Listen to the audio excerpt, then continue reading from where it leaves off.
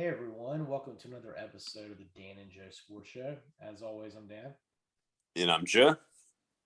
Well, Joe, we had an absolutely crazy weekend of college football from quarterback benchings coming back from 28 to 7, an all-time upset of A&M over Bama. But Joe, the biggest takeaway I took from the weekend was Georgia is an absolute machine. Doesn't matter what quarterback you put back there, their defense is the best thing that I've seen since the 85 Bears. I mean, they're just amazing. Yeah, to be able to have this kind of defensive prowess in this day and age of college football, I think it just adds to the impressiveness of this unit. And, just seems like they're absolutely the prohibited favorite.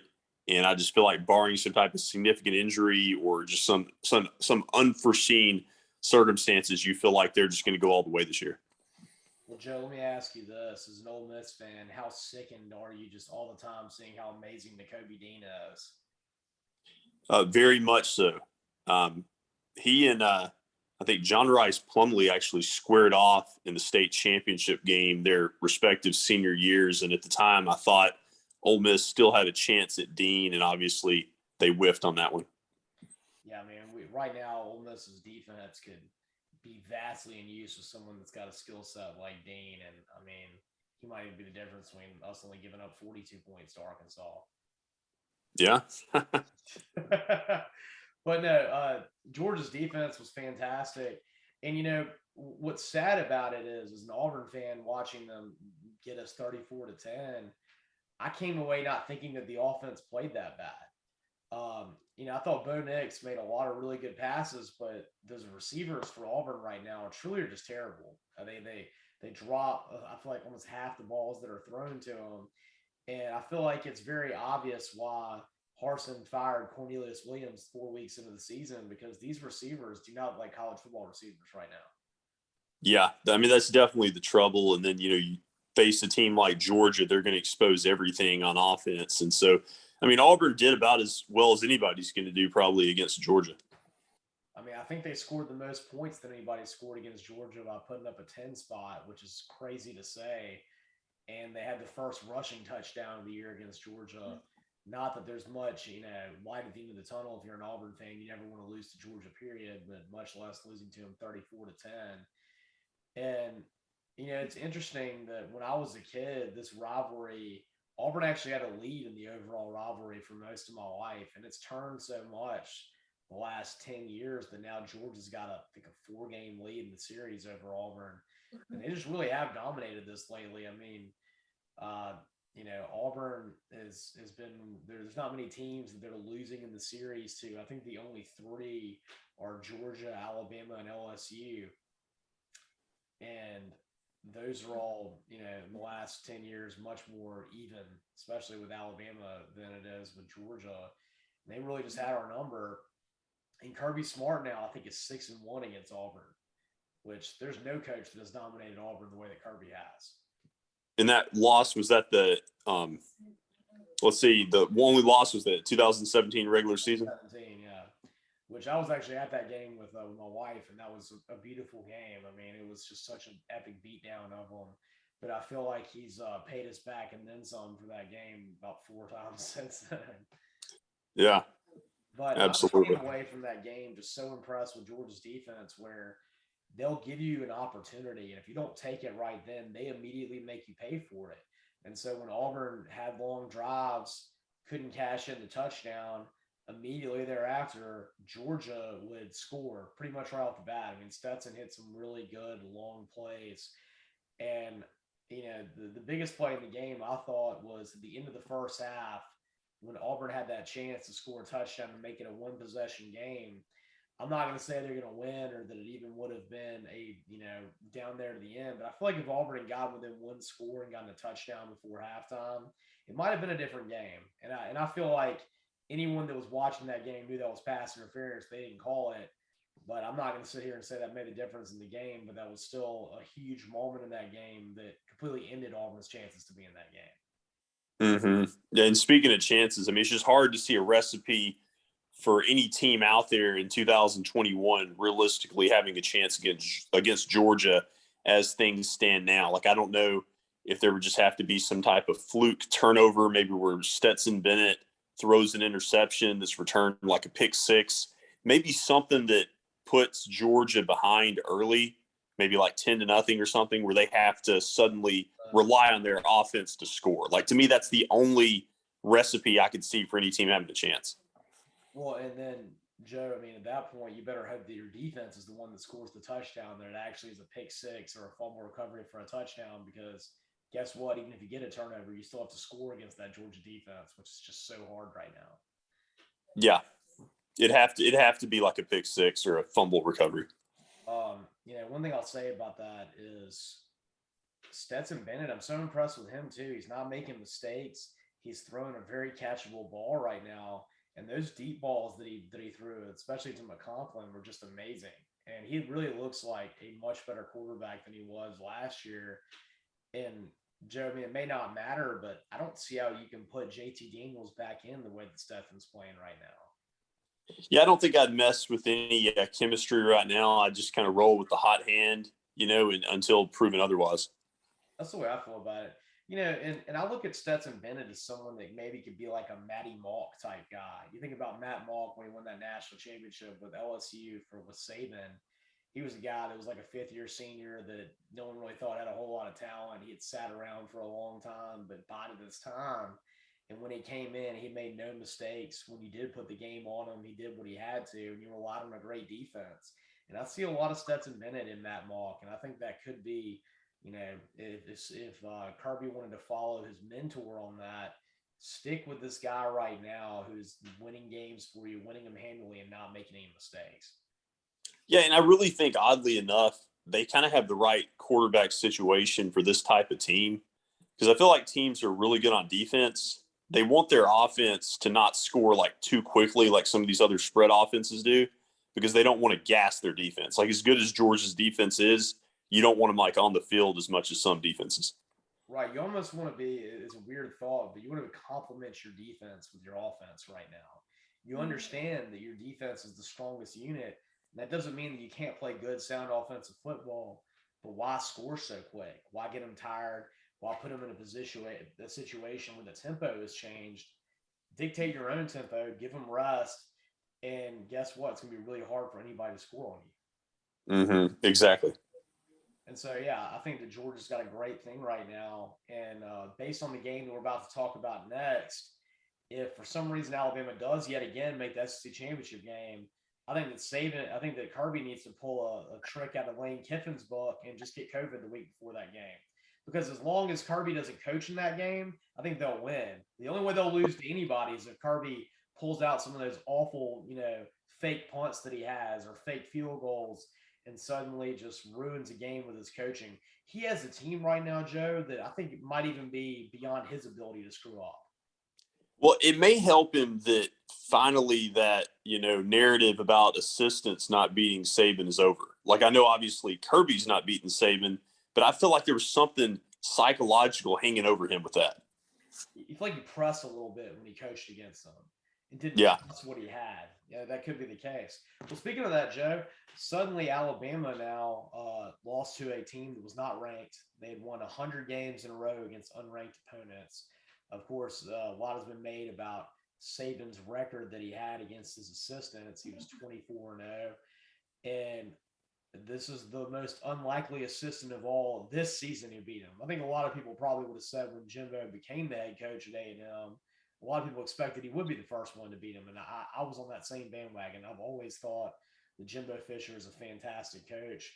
It's funny because my dad absolutely can't stand Jimbo and tries to say all the time that he's not a great coach and that he got lucky that Jameis Winston won that national championship for him and all this kind of stuff, which you can say whatever you want. He's gotten a lot of programs to where he is. I think he's a great job at coming back. He does a good job as a coach, getting his team back focused after bad things that happened, even in the middle of a game.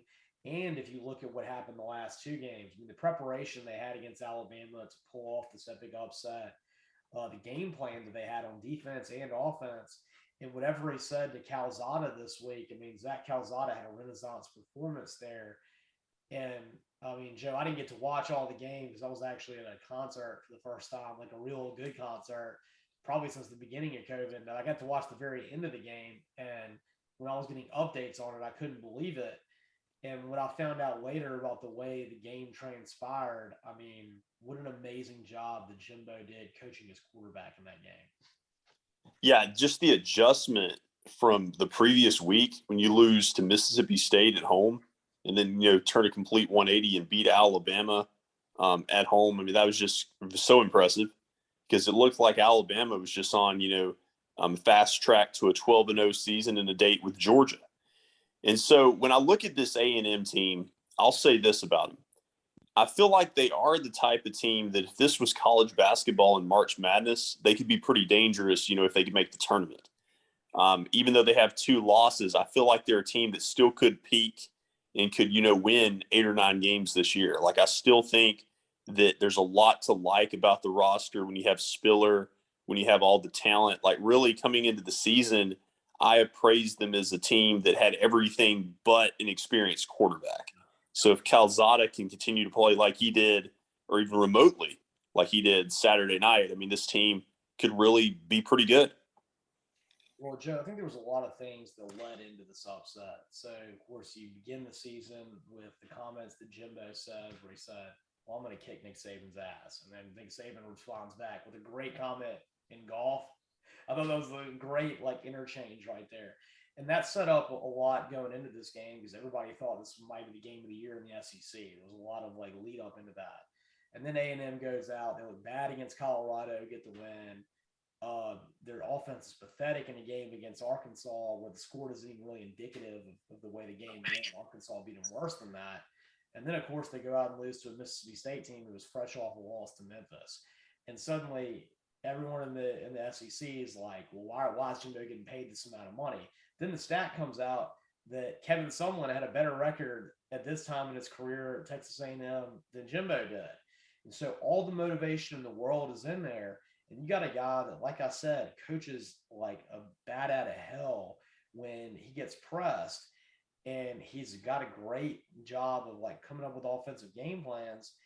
And Nick Saban himself could see the way his team was playing, especially after that big win against Ole Miss, called this a trap game. And I think that even made A&M fans mad because a trap game is something you generally consider a lower level conference opponent as someone that can be a trap. And so all this led into what I think was an amazing motivation for A&M to win this game, and at home, night game, late at night, and A&M took advantage of it. And I was really impressed with not just what they had on offense, but the defensive performance that they had and the preparation and the game plan they had. I mean, the way they were rolling blitzes, and they really got to Bryce Young, and I think made him make some freshman mistakes. They did. They did. I mean, just a great team effort. And, also on some levels, it was kind of indicative of kind of the way Alabama loses games.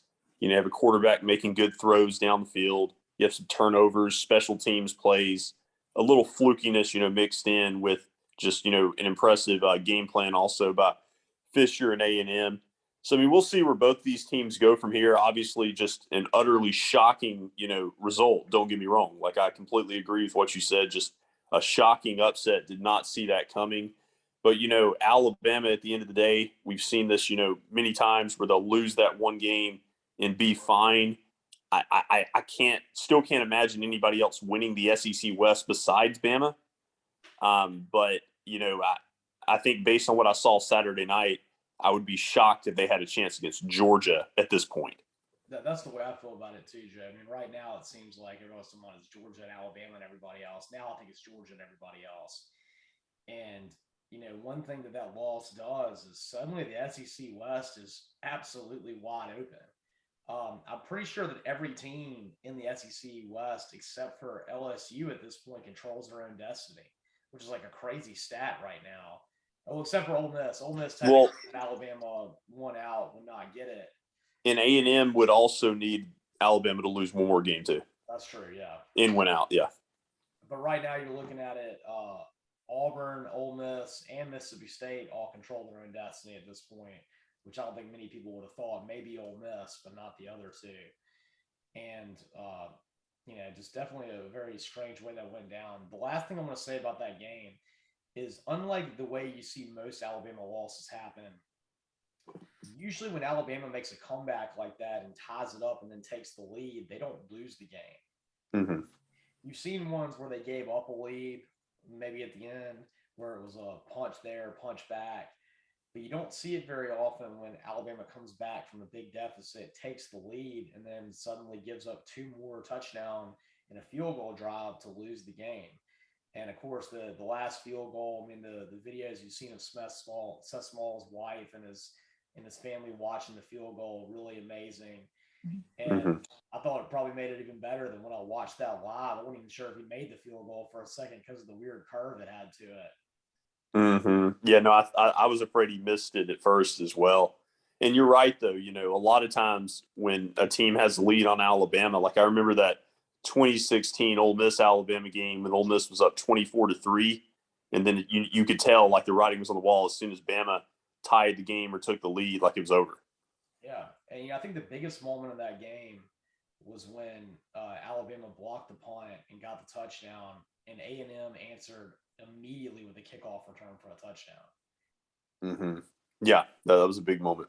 And that just showed that they were going to take the hits and then come back. So really impressive win. And Joe, we talked a lot about Georgia, about the defensive performance of A&M in that game, but Iowa had yet again another great performance on defense. Four interceptions against Penn State, which was a team that I frankly thought was better than Iowa. I watched Penn State in person, and I didn't think they really had any weaknesses. Now, the one thing that I didn't see is what they had in the backup quarterback, because Sean Clifford played the entire game against Auburn, and he was beautiful in that game. I think he was 28 of 32 for like 290 yards and three touchdowns, and he was perfect. And guess what? When he was in against Iowa, he did throw two picks, but they were up 17-3. And as soon as he got injured and they put him in the backup, that was when that amazing Iowa defense really shut him down, and they came back and won the game. Now, I know a lot of people will say, well, Penn State should have had a better backup quarterback. This is part of football. It is. But I still think that does take away a lot from that game to me, because Penn State, I think, with Sean Clifford, is a better team than Iowa. It's definitely an undeniable factor. We have an injury to the quarterback like that. It was quite the scene, at Iowa when Penn State took the big lead, for that raucous crowd that definitely didn't. I didn't expect the game to be that lopsided either way coming in. But, ultimately with Iowa, we'll find out, more about them as the weeks go on. Right now they're kind of that trendy pick to potentially win the Big Ten. But, I'm still kind of in the school of thought that, until somebody knocks off Ohio State, I'm usually going to lean their way. Well, what's so amazing about Iowa is I don't think I've ever seen a team that turns you over like this. I mean, we talked about four interceptions against Penn State. I think they have 15 interceptions right now, which is an insane stat for the middle of the year. And Mm-hmm. they're just the most opportunistic defense maybe I've ever seen in my entire life. And that makes a huge difference. You can do a lot of things with the defense like that. And they're like Georgia right now. Their offense is playing complementary football to their defense.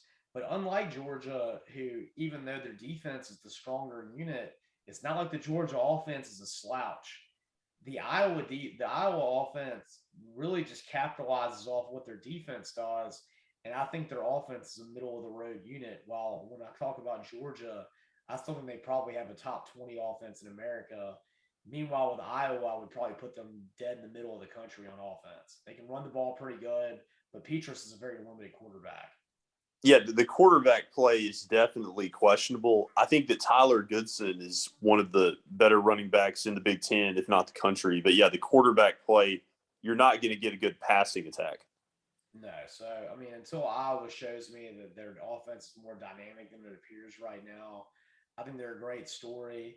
I love watching their defense, but I'm not ready to say they're going to win the Big Ten yet.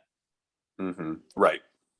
All right, Joe. Well, staying in the Big Ten, I don't want to talk a lot about this game, but what a great win for Michigan. Going to Nebraska, they didn't beat them by a lot, but they got the win, and that was one that a lot of people circled as a trap game. And based on Harbaugh's career, they thought he would lose. and he was still able to go there and win a hard-fought game in a tough environment. So I think this has been a really great year for Harbaugh, where he came in, took a pay cut. A lot of people wanted him to get fired, and he's showing that, you know what, if you have a homegrown guy, give him a chance and don't be so quick to pull the trigger. Maybe Nebraska ought to look at what's happening with Michigan right now. Yeah. And I feel like, there's just not been as much pressure this year on Harbaugh. Everything's kind of been more under the radar than most of the years. I guess maybe on some level they just didn't have that high of expectations. And now quietly, both Michigan and Michigan State are still undefeated. I feel like, everybody's talking about Iowa, everybody's talking about Cincinnati. But I mean, these two teams are two of the more surprising stories for me. Yeah, I mean, what an amazing amount of depth they've had in the Big Ten this year. We have an undefeated Michigan and an undefeated Michigan State who's been completely overshadowed by Iowa, Penn State, Ohio State. So really, really good for them. I think that actually is much better for Harbaugh, right, to be outside the spotlight. And obviously that's good for Michigan State because that's where they live. Mm-hmm. And even Rutgers, had, I think, a 3-0 start to the season that was short-lived. Well, Joe, speaking of undefeated teams, there's one right now who, if my father-in-law hasn't had like 3 heart attacks already, he's probably gonna have a couple more at the end of the year. Oklahoma, they win every game by 1 possession, and you know what? You thought you'd seen it all with them, with the way games had gone until this week. The Red River Rivalry is always just an absolutely insane game. It's always been like that. The one last year went into overtime, had a lot of changes. I think Texas had a big lead. Great, amazing performance, by the Texas quarterback last year that prompted Gus Johnson to yell "Hero Texan," like all that stuff. And then ends up that this year's game is even crazier than last year's game. And Texas gets out to a 28-7 lead. Everyone's saying, look at Sark. Maybe he really has brought Texas back. They had a rough game against Arkansas, but Arkansas is a little better than everybody thought. And then all of a sudden, Lincoln Riley, not liking what he sees out of Spencer Rattler, benches him, puts in his freshman. And just like all Lincoln Riley quarterbacks, suddenly this dude's amazing. They get back in this game. And the craziest thing that I found in this game was not only that touchdown pass where Mims barely got his foot in and got the touchdown, and then they got the 2-point conversion tied up. What happened on that last touchdown run by Oklahoma? Because I thought they were just trying to get in field goal range. I think that's what everybody thought too. And then suddenly all the Texas guys miss him, and he scores a touchdown with 1 second left. It made me think of that Auburn LSU game where instead of kicking a field goal, Les Miles threw the ball in the end zone and they got the touchdown and won. But, that's not, in that situation, he actually went for the end zone. I think Oklahoma was just going for the field goal. Then all of a sudden the Red Seas parted and there was a touchdown for Kennedy Brooks. Yeah, that was unexpected for me. And I wasn't sure. Did they have a timeout left at that point? I'm not sure. That I'm not sure about. Yeah, I'm not sure. And I think my first reaction was, wait, if he stopped short of the end zone, they may not have time to go up and spike it. But, obviously credit to him. He saw the opportunity and seized it. Opportunistic, finds the end zone. And Oklahoma just wins a classic. I mean, just amazing to spot, the opponent that kind of lead in a rivalry game. Everything's working against you. You talk about the momentum going for Sark. And then Lincoln Riley just completely pulls them 180. I mean, Oklahoma this year to me kind of reminds me a lot of 2014 Florida State with Winston. It's like they're winning all these close games. I mean, who knows, what will happen when they make it to the playoff. But, I mean, you got to give them credit for a resilient team. No, they're definitely resilient. And one thing you could say if they go to the playoff is there have been teams that have shown that they continually win close games. They're tougher, and you get them in that close environment and they win. I mean, the 2010 Auburn team was like that. I think we had 8 games where it was decided by 1 possession, and they came back from double digits like 5 times. Alabama got out to a 24-0 lead against us. I think Georgia got out to a 21-0 lead against us. South Carolina got to a 17-0 lead against us. Clemson got to a 14-0 lead against us. I mean, it was just over and over again that year. And that team ended up having the toughness to win late in games. You look at Ohio State in 2001 that beat the greatest show on turf in Miami. That was the team that continually won 1 possession games. So, I mean, if Oklahoma can figure out some things on defense, then having that experience late in games could make a difference against a team like, I don't know, Georgia is going to beat everybody by 30 points the entire year. Yeah, I mean, right now, as things stand, you kind of feel like the national championship is probably most likely to be Oklahoma, Georgia. And then, we'll see what Oklahoma can do. Yeah, definitely. I mean, I think that would be a fun game. It'd be a rematch of what was an epic semifinal a few years ago. Right. Um, Joe, speaking of Georgia, their biggest competitor right now in the SEC might be in the SEC East. Kentucky right now, undefeated, looked amazing in the performance against LSU. I mean, they beat them by 3 touchdowns. My brother, who's a big LSU fan, told me with watching the entire game that Kentucky beat him in every facet of it and just looked better than them, which is not something you would ever imagine in a Kentucky LSU game, especially when you think about when they beat Florida. It was a little bit of a fluky game. I mean, Kentucky had, I think a special teams touchdown. Florida had like 15 penalties, including like 10 false starts. A lot of self-inflicted wounds by Florida in that game. But this is one where they went out and played an LSU team that I don't care what you talk about with Coach O's job security, with the way LSU's performed. They're always going to be more talented than Kentucky. They still got plenty of talent on there. And they beat them really badly by 3 touchdowns, score a lot of points, which I wasn't expecting. And then they knocked Kayshon Boutte out of the game and for the rest of the season, which I hated to hear that because he really is. He might be the best wide receiver in America. No, he's phenomenal. I think he already had like 9 receiving touchdowns through the first half of the season. Just crazy numbers. Yeah, I mean, this Kentucky team, they're on the precipice of just a magical season. And, obviously they got to play Georgia this week. But outside of that, if they're not too beaten up, you really feel like they have a realistic chance to go 10-2, if not 11-1, and just have a dream season for their football standards where they could maybe end up in a New Year's Six bowl. Yeah, I think this is definitely the best chance they had to make a New Year's Six bowl. They have a quarterback right now that kind of fits the mindset of the Kentucky football. He's from the Midwest. He's from Ohio. He'll eat a banana with the peel seal on it. He's a tough Mm-hmm. runner. More of a run threat than he is a pass threat. He can throw the ball pretty good. Um, he's the Penn State backup. And let's take that for a second, Joe. You want to talk about the transfer portal right now, how it's affecting college football. Penn State might be undefeated right now if they had Will Levis as their backup quarterback that could have gone and relieved Sean Clifford.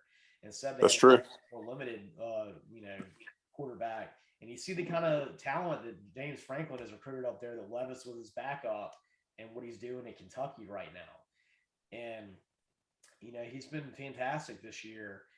And I love the Kentucky story. I like the way they play. Like I said, you got a running quarterback. They have 2 of the best running backs in the SEC, and Quavassier Smoke and Chris Rodriguez. Of course, always a stout defense like what they've been known to have.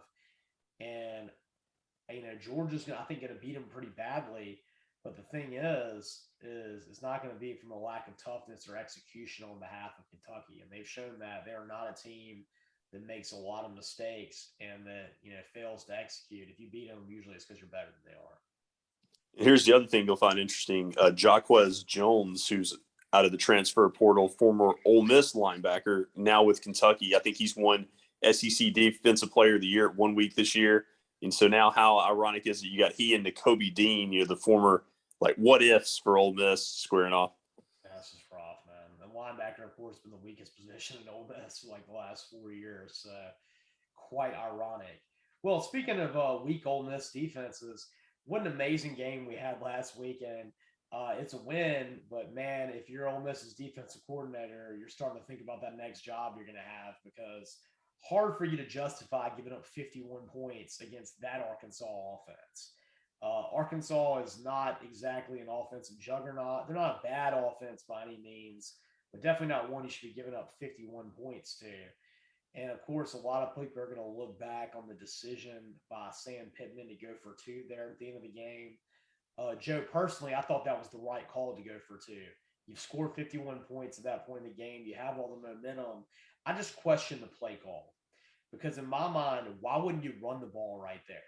I look at that decision of a play call the same as 4th and goal with Bo Nix in Penn State with Happy Valley throwing a fade route. It's a low percentage play. You've gotten over 300 yards rushing against Ole Miss. Just run it off the right tackle, and I guarantee you got about an 80% chance of getting in the end zone for your 2-point conversion. Oh, yeah. I think there's no way they stop KJ Jefferson if he runs for that 2-point conversion. And it was so eerily similar to that 2015 Ole Miss Arkansas game that was 53-52 with the 4th and 25 flukiness goes into overtime. You have the face mask call. Like, it was so similar to that. Just fortunately for us, a much better result favorably for the Rebels. And, in that game in 2015, on the second 2-point conversion attempt, Brandon Allen ran for the winning score. So that's exactly what Arkansas should have done. Thankfully, they did not. But, at the end of the day, Ole Miss's offense, on a positive note, looked great. I think that Matt Corral kind of had a resurgence as far as the Heisman list, if he can continue to play that well, with Bryce Young struggling a little bit. And so, Ole Miss is going to move on to play Tennessee and see if they can avoid a hangover for that game. Yeah, and the touchdown throw that Matt Corral threw, the very last one that he scored. I mean, it was like a 60-yard throw, flat-footed, just perfect, right on a dime. And I mean, it was an amazing throw. And the only thing was, all the Ole Miss fans that were watching it were like, "Wow, that's way too much time left." I mean, Yep. did you have a single doubt in your mind that Arkansas was going to score a touchdown with a minute and a half left? Yeah, I mean, it definitely looked likely. And then the other thing that was just nauseating was, when they added the 1 second or kept 1 second on the clock, it was like, yeah, that's going to give them one more chance. Because I literally thought, like Lane Kiffin did, that was 6 seconds. I just didn't think there was any way Arkansas could have time to run 2 plays. And you would have thought, the home clock operator would surely, let it tick down to 0. Well, Joe, I think that ultimately we look at this game as a retribution game to the 2015 game. They got the 2-point conversion in that one. They didn't deserve to win that game. Ole Miss was the better team. And I think you could say in this game that Arkansas probably deserved to win this game. They had about 70 more yards of offense. They had the right idea, just the wrong play call right there. And they probably should have won it, but Ole Miss escaped with one. And it was a game that, you really did need your popcorn for that game because it was quite exciting. And Lane just set it on the wrong game. Yeah, that was just an insane game for sure. Which, speaking of which, it's funny. One of my Alabama fan friends bought a huge popcorn suit for Halloween to troll Ole Miss, and he bought it like literally during the Ole Miss Alabama game. And I called him the day after the Ole Miss, the day after the Texas A&M loss, and I was like, "You do know that this loss had nothing to do with Alabama, with the way they played, with the A&M's game plan, or Zach Calzada. It's because of karmic retribution because you bought that popcorn suit, and now you better wear it." But, I guess a great win for Lane Kiffin. It's a win. We'll see if they can keep it going against Tennessee. And suddenly, if Ole Miss can keep winning, they can just hope that Alabama slips up one more time. Right. All right, when we come back, we're going to preview some of these games next week that include Ole Miss, Alabama, Auburn, and we'll even go into the Big 12 a little bit. I want to thank all of our listeners catching us now on YouTube, and of course, listening to us on Spotify. Look up all of our episodes on Spotify, the Dan and Joe Sports Show there. Of course, you can also follow us on Twitter at DJ Sports Show and like our Facebook fan page. And as always, I'm Dan. And I'm Joe.